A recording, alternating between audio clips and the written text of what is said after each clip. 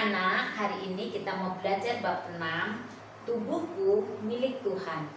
Sebelum kita belajar, kita mau bersama-sama berdoa. Kita awali dengan pujian, tanganku kerja buat Tuhan. Tanganku kerja buat Tuhan, mulutku memuji namanya, kakiku berjalan cari jiwa, upahmu besar di surga. Kita lipat tangan, tutup mata, kita berdoa. Tuhan Yesus, kami bersyukur kalau saat ini kami mau belajar. Tuhan pimpin dan berkati kami semua. Tuhan berkati setiap anak-anak-Mu agar mereka dapat mengerti, memahami pelajaran hari ini, dan mereka dapat melakukannya dalam kehidupan mereka sehari-hari. Di dalam nama Yesus kami bersyukur dan berdoa. Amin. Bab 6, tubuhku milik Tuhan. Pelajaran kita didasari dari kitab Keluaran 15 ya, 15 ayat 20 dan 21. Kisah Para Rasul pasal yang ketiga ayat 1 sampai 10 ya. Ayat 1 sampai 10 dan 2 Tesalonika pasal yang ketiga ayat ke-17, Lukas pasal 10 ayat 39 ya, 39. Bagian 1 kita akan belajar Miriam memuji Tuhan. Nah, kalau kita mengingat Miriam ini adalah kakak perempuan Musa. Nah, Musa ini juga memiliki kakak laki-laki yang bernama Harun. Nah, di sini Musa bersama-sama dengan bangsa Israel, ya, Musa membawa bangsa Israel keluar dari perbudakan di Mesir. Nah, ketika bangsa Israel itu tiba di Laut Tiberau, mereka tidak tahu mau kemana dia pergi, karena mereka ada di dekat laut. Nah, karena mereka tidak tahu mau pergi kemana, mau lari kemana, di mana Fir'aun dan tentaranya telah mengejar mereka, sehingga bangsa Israel mulai bersungut-sungut kepada Musa, dan mereka marah kepada Musa. Lalu Musa berdoa kepada Tuhan, memohon pertolongan kepada Tuhan agar bangsa Israel pun dapat berjalan menyeberangi Laut Tiberau itu. Kita mau perhatikan video tentang Musa membelah Laut Tiberau dan membawa bangsa Israel melewatinya, sehingga bangsa Israel selamat dari pengejaran Fir'aun dan tentaranya.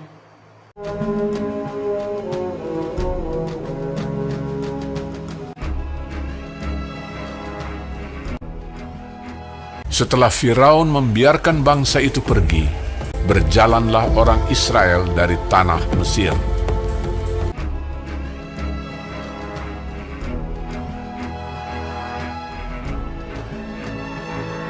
Allah menuntun bangsa itu berputar melalui jalan di padang gurun.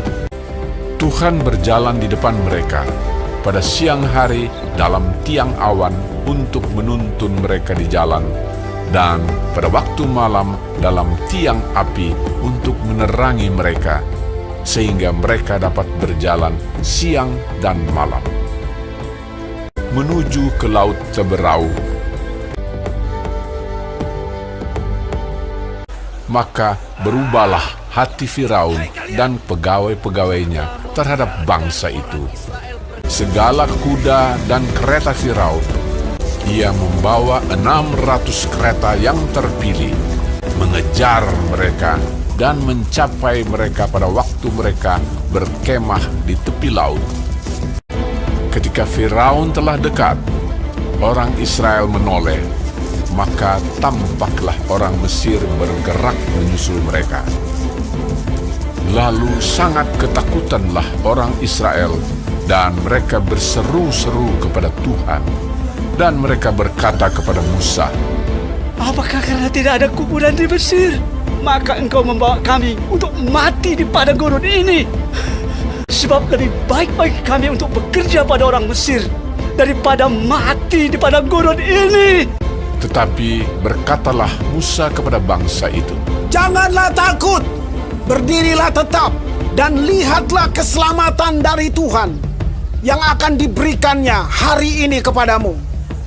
Sebab orang Mesir yang kamu lihat hari ini tidak akan kamu lihat lagi untuk selama-lamanya. Tuhan akan berperang untuk kamu, dan kamu akan diam saja. dan tiang awan itu bergerak dari depan mereka, lalu berdiri di belakang mereka. Demikianlah tiang itu berdiri di antara tentara orang Mesir dan tentara orang Israel. Dan oleh karena awan itu menimbulkan kegelapan, maka malam itu lewat, sehingga yang satu tidak dapat mendekati yang lain semalam-malaman itu. Lalu Musa mengulurkan tangannya ke atas laut, dan semalam-malaman itu Tuhan menguakkan air laut dengan perantaraan angin timur yang keras, membuat laut itu menjadi tanah kering. Maka terbelahlah air itu. Demikianlah orang Israel berjalan dari tengah-tengah laut di tempat kering, sedang di kiri dan di kanan mereka air itu sebagai tembok bagi mereka. Orang Mesir mengejar dan menyusul mereka. Segala kuda Firaun, keretanya dan orangnya yang berkuda sampai ke tengah-tengah laut. Dikacaukannya tentara orang Mesir itu. Ia membuat roda keretanya berjalan miring dan maju dengan berat. Ketika kuda Firaun dengan keretanya dan orangnya yang berkuda telah masuk ke laut, maka Tuhan membuat air laut berbalik meliputi mereka, mati terhantar di pantai laut.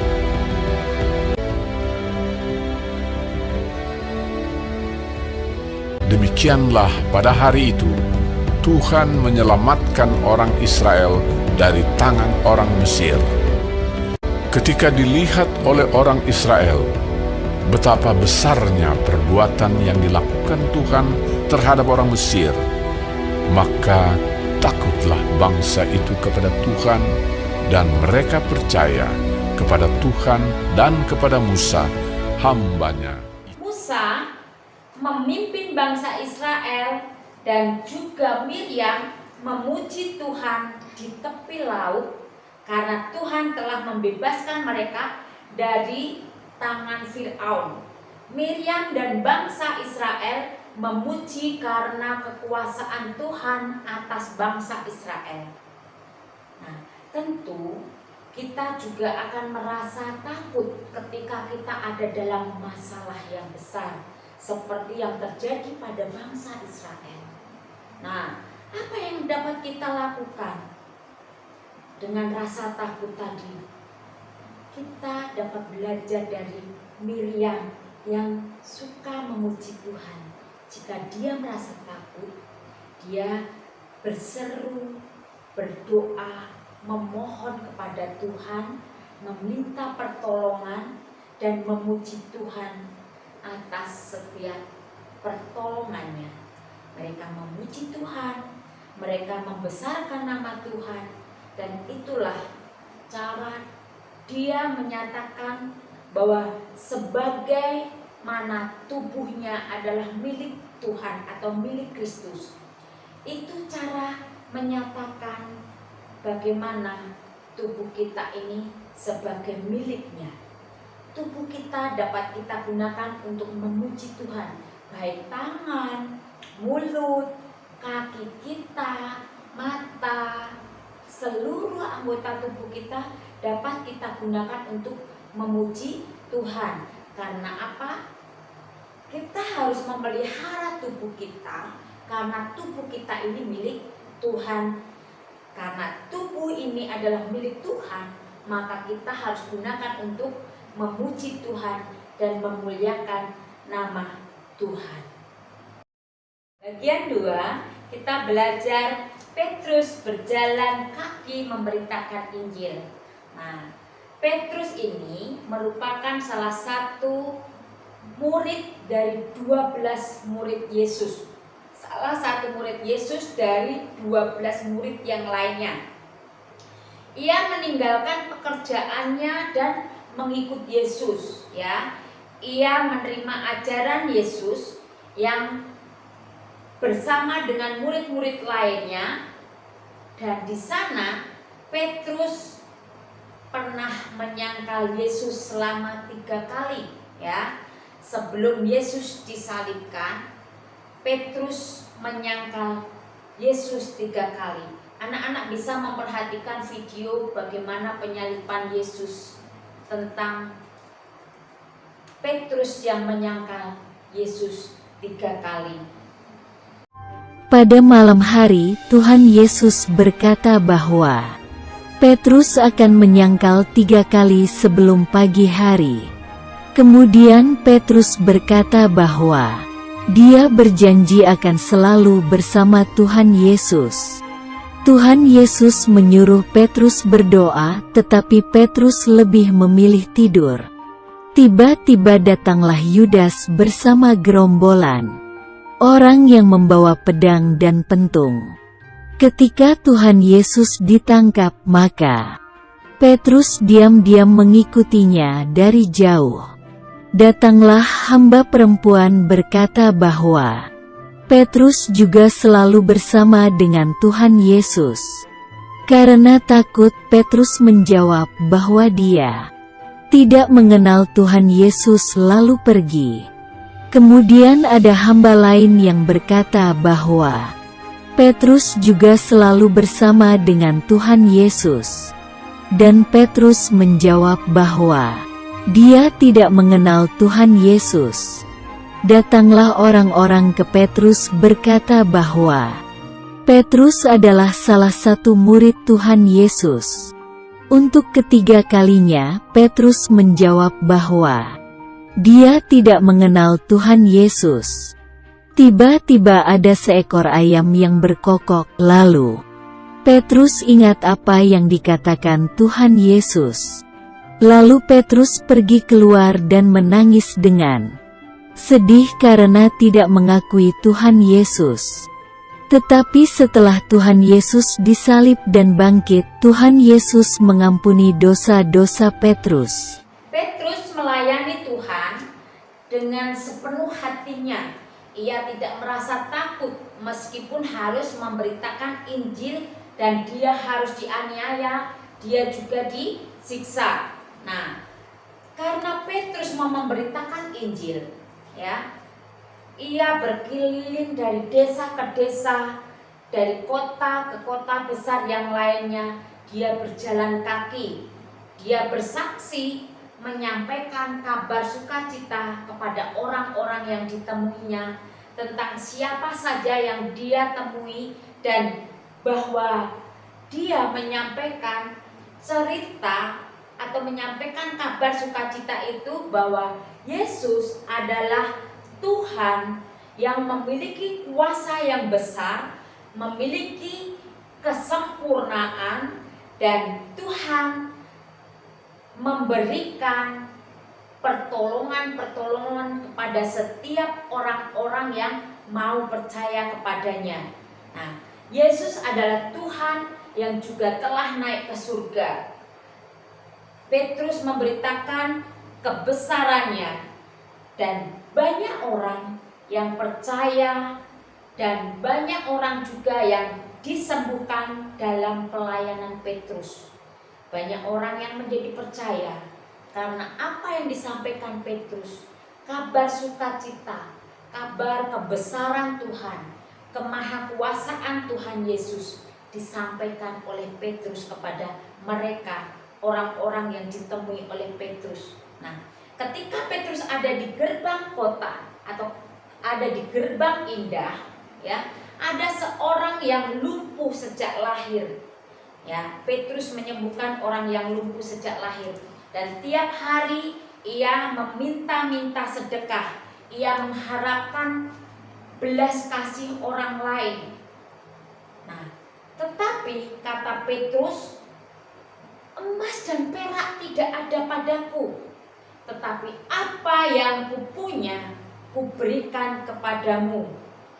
Demi nama Yesus Kristus, orang Nazaret itu berjalanlah. Orang lumpuh itu dapat berjalan dan berdiri tegak dan mengikuti Petrus sambil memuji Tuhan. Dan banyak orang melihatnya dan menjadi takjub karena orang yang tidak bisa berjalan tadi bisa berjalan karena kuasa Tuhan melalui Petrus. Nah, Petrus mempermuliakan Tuhan dengan berjalan kaki. Ia memberitakan kabar sukacita. Ia juga menyembuhkan orang lumpuh, dan orang lumpuh tadi dapat melompat, dapat memuji Tuhan karena kasih Tuhan kepada orang lumpuh tadi. Nah, bagaimana dengan kita? Apakah kita juga akan menggunakan tangan kaki kita, tubuh kita untuk memuliakan nama Tuhan? Dengan rajin ke gereja, rajin berdoa, rajin memuji Tuhan, rajin mengucap syukur, ya, itu dapat kita lakukan. Kita dapat bermain, berlari dan berjalan dengan baik karena siapa? Hanya karena kuasa Tuhan Yesus. Karena ketika kita memiliki kaki dapat kita gunakan untuk berjalan, berlari, melompat, ya, semua itu untuk kemuliaan nama Tuhan. Bagian 3, kita akan belajar bagaimana Paulus menulis surat untuk jemaat di Korintus, ya. Saat itu, sebelum Paulus ini memiliki nama Paulus, dia punya nama Saulus. Yang awalnya Saulus ini membenci orang percaya, bahkan dia membunuh, menyakiti orang-orang percaya kepada Kristus. Nah, karena ketika dia dalam perjalanannya menuju ke Damsyik, Saulus mengalami kebutaan. Dan di sana dia berjumpa dengan Yesus. Dan Saulus bertobat sehingga namanya berubah menjadi Paulus. Nah, begitu perjalanan Paulus menuju ke Damsyik, karena dia ingin membunuh orang-orang percaya dan menyakiti orang-orang percaya, maka Tuhan memancarkan cahayanya yang begitu terang gemilau dan mengenai mata Saulus, cahaya itu, sehingga Saulus mengalami kebutaan. Nah, ketika Saulus mengalami kebutaan, Saulus kemudian percaya dan namanya bukan lagi Saulus tetapi Paulus. Anak-anak dapat menyaksikan perjalanan Paulus menuju ke Damsyik, dan ketika Saulus disembuhkan, kita akan saksikan bersama-sama videonya. Sementara itu berkobar-kobar hati Saulus untuk mengancam dan membunuh murid-murid Tuhan. Ia menghadap imam besar dan meminta surat kuasa daripadanya untuk dibawa kepada majelis Yahudi di Damsyik, supaya jika ia menemukan laki-laki atau perempuan yang mengikuti jalan Tuhan, ia menangkap mereka dan membawa mereka ke Yerusalem. Dalam perjalanannya ke Damsyik, ketika ia sudah dekat kota itu, tiba-tiba cahaya memancar dari langit mengelilingi dia. Ia rebah ke tanah, dan kedengaranlah olehnya suatu suara yang berkata kepadanya, Saulus, Saulus, mengapakah engkau menganiaya aku? Jawab Saulus, Siapakah engkau, Tuhan? katanya. Akulah Yesus yang kau aniaya itu. Tetapi bangunlah dan pergilah ke dalam kota. Di sana akan dikatakan kepadamu Apa yang harus kau perbuat? Maka termangu-mangulah teman-temannya seperjalanan, karena mereka memang mendengar suara itu, tetapi tidak melihat seorang juga pun. Saulus bangun dan berdiri, lalu membuka matanya, tetapi ia tidak dapat melihat apa-apa. Mereka harus menuntun dia masuk ke Damsyik. 3 hari lamanya ia tidak dapat melihat, dan 3 hari lamanya ia tidak makan dan minum. Di Damsyik ada seorang murid Tuhan bernama Ananias. Firman Tuhan kepadanya dalam suatu penglihatan. Ananias, Jawabnya, Ini aku, Tuhan. firman Tuhan, mari, pergilah ke jalan yang bernama Jalan Lurus, dan carilah di rumah Yudas, seorang dari Tarsus yang bernama Saulus. Ia sekarang berdoa, dan dalam suatu penglihatan, ia melihat bahwa seorang yang bernama Ananias masuk ke dalam dan menumpangkan tangannya ke atasnya, supaya ia dapat melihat lagi. jawab Ananias, Tuhan, dari banyak orang telah kudengar tentang orang itu. Betapa banyaknya kejahatan yang dilakukannya terhadap orang-orang kudus-Mu di Yerusalem. Dan ia datang kemari dengan kuasa penuh dari imam-imam kepala untuk menangkap semua orang yang memanggil nama-Mu. tetapi firman Tuhan kepadanya, Pergilah, sebab orang ini adalah alat pilihan bagiku untuk memberitakan namaku kepada bangsa-bangsa lain, serta raja-raja dan orang-orang Israel. Aku sendiri akan menunjukkan kepadanya betapa banyak penderitaan yang harus ia tanggung oleh karena namaku. Lalu pergilah Ananias ke situ dan masuk ke rumah itu. Ia menumpangkan tangannya ke atas Saulus. Katanya, Saulus, saudaraku, Tuhan Yesus yang telah menampakkan diri kepadamu di jalan yang kau lalui, telah menyuruh aku kepadamu, supaya engkau dapat melihat lagi dan penuh dengan Roh Kudus. dan seketika itu juga, seolah-olah selaput gugur dari matanya, sehingga ia dapat melihat lagi. Ia bangun, lalu dibaptis. Dan setelah ia makan, pulihlah kekuatannya. Ketika Saulus tadi sudah percaya kepada Yesus, dia menjadi Paulus. Paulus menulis surat kepada jemaatnya di Roma dan di Efesus, juga kepada jemaatnya di Korintus, Filipi, Kolose, dan Paulus juga mengunjungi banyak jemaat dan juga mengajarkan mereka, mengasihi mereka, dan bagaimana Paulus meneguhkan, menguatkan iman-iman jemaat di ada Korintus, ada Roma, ada Filipi, ada Kolose, ada Efesus. Itu adalah jemaat-jemaat yang dia layani, orang-orang yang dia datangi, sehingga orang-orang itu diberikan, didoakan agar imannya, iman percayanya kepada Tuhan itu semakin teguh, semakin kuat.